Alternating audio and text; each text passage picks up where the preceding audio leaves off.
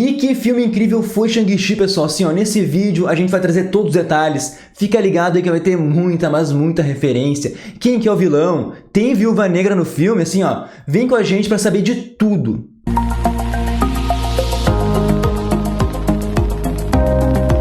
Bom, eu nem preciso falar que daqui pra frente vai ter muito spoiler, mas só pra avisar que a gente já postou nosso podcast em vídeo com a análise completa do filme, assim, explicando o final direitinho, tudo mais. E já adianto pra vocês, assim, que o Nerdverso aqui amou o filme. Cara, então dá teu like verso, te inscreve no canal, ativa o sininho aí e vamos pra nossa primeira referência, porque o filme já começa aí com um flashback, né, da introdução ali dos 10 Anéis, e naquela narração eles explicam que ninguém sabe realmente de onde eles vieram, mas falam de uma possibilidade aí, podem ter vindo do espaço. Bom, daí a gente já lembra dos quadrinhos, porque pra quem não sabe, assim, o Mandarim, ele certa vez foi expulso de casa e vagando pelo mundo ele encontrou em certo dia o Vale dos Espíritos. E como pode acontecer com qualquer um de nós, ele também encontrou lá uma nave alienígena dentro de uma caverna.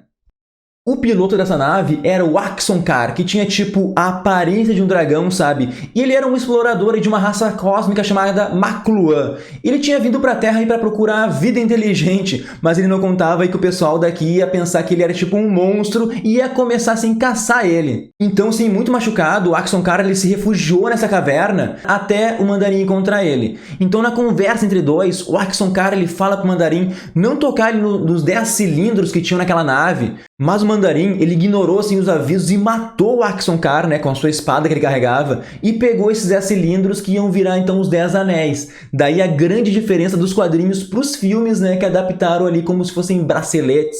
Nas HQs, cada anel tem um poder específico. Tem um que tem onda de calor, outro de frio, outro reorganiza os átomos e moléculas, tipo, transforma água em vinho, sabe? São 10 poderes diferentes. E pulando pra cena pós-crédito, é falado que nunca usaram os verdadeiros poderes dos anéis, né? Então, criando teorias, a gente pode ter esses 10 poderes diferentes sendo abordados aí no próximo filme do Shang-Chi. Assim como a origem deles, né? A gente pode ver como os anéis chegaram na Terra. A gente pode ter algo parecido com os quadrinhos, ou o Nerdverso tem uma teoria para isso, mas aí vocês têm que assistir e ouvir o nosso vídeo de análise que tem aqui no nosso YouTube. E só um detalhe, né? Nos quadrinhos, o Mandarim tem um filho que não é o Shang-Chi, né? Ele se chama Temugin, que já foi um vilão, mas hoje ele integra o grupo Agentes de Atlas. Mas isso é história aí para um outro vídeo. Continuando as referências, a gente tem a bandeira ali da Organização dos 10 Anéis sendo apresentada. E daí a gente já lembra lá de Homem de Ferro 3 que eles trouxeram a falsa organização, mas pelo menos acertaram na bandeira. E no filme somos apresentados ao Reino Mágico de Talos, que existe nas HQs e foi visto pela primeira e única vez numa HQ do Thor de 1980.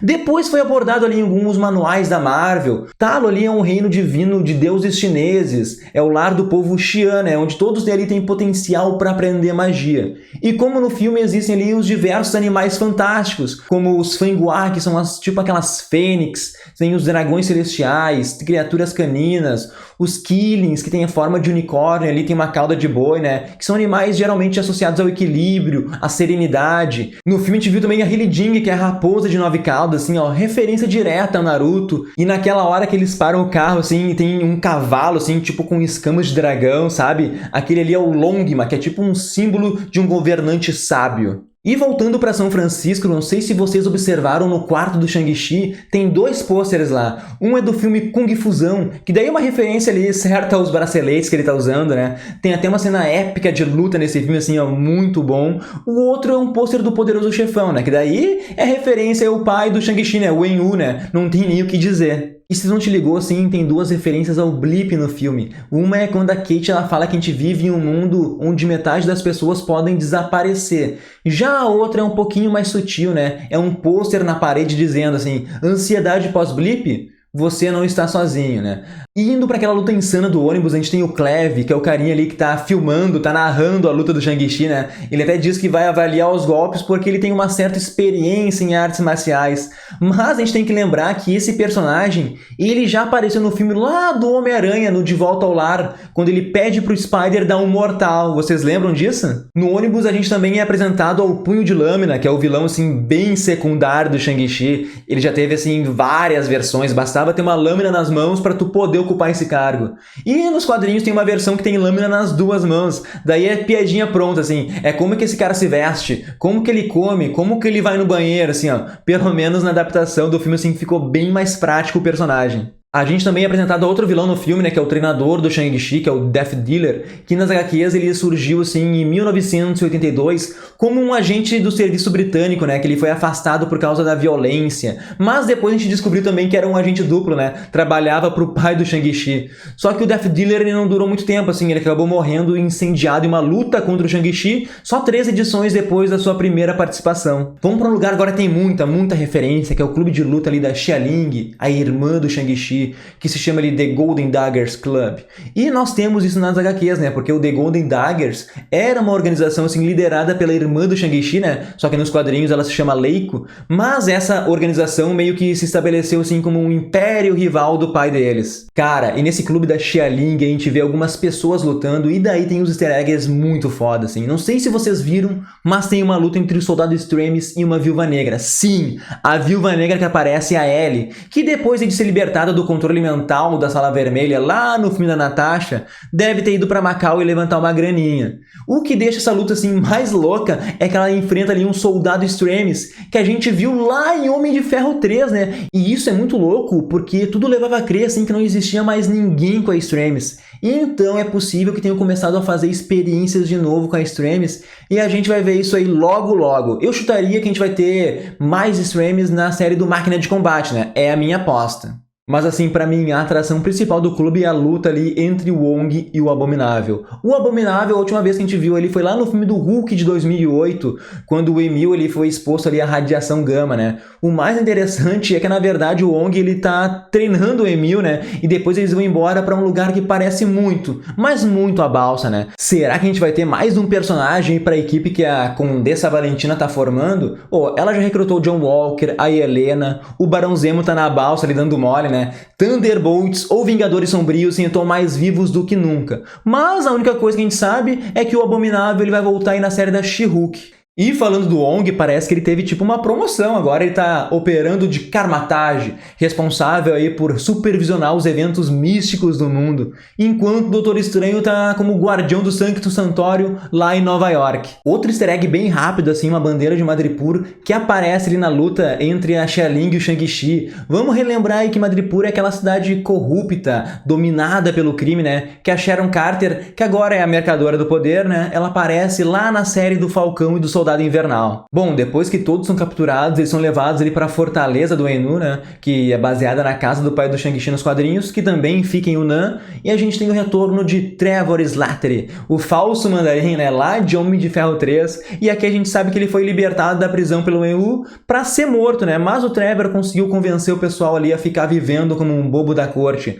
Mas o melhor de tudo é que a participação dele é fundamental, assim, para o grupo de heróis chegar ao reino místico de Talo, e ainda assim nos proporciona ótimas, de diversas cenas hilárias, assim. Tipo, quando ele fala que se inspirou em ser ator quando viu os macacos atuando no filme Planeta dos Macacos, ou quando ele sobrevive lá à batalha final se fingindo de morto. Mudando de assunto um pouquinho, assim, ó, a gente no Nerdverso queria ver, assim, um dragão muito famoso dos quadrinhos, que era o Fing Fang Foom. Mas, assim, a gente acabou vendo algo muito melhor, né? Porque se a gente for levar em contexto com o filme, o Grande Protetor, ele é baseado na cultura chinesa, onde o dragão ali, ele serve mais para proteger do que destruir. E o melhor, né, é que o filme ele se passa em 2024, que é o ano do dragão no zodíaco chinês. Mas vamos falar do grande vilão do filme, que é o Morador das Trevas, que é um vilão, assim, que existe nos quadrinhos, ele tá mais relacionado com o Doutor Estranho, e ele apareceu pela primeira vez numa revistinha do Thor, lá de 1974, e nos quadrinhos ele se alimenta do medo das pessoas,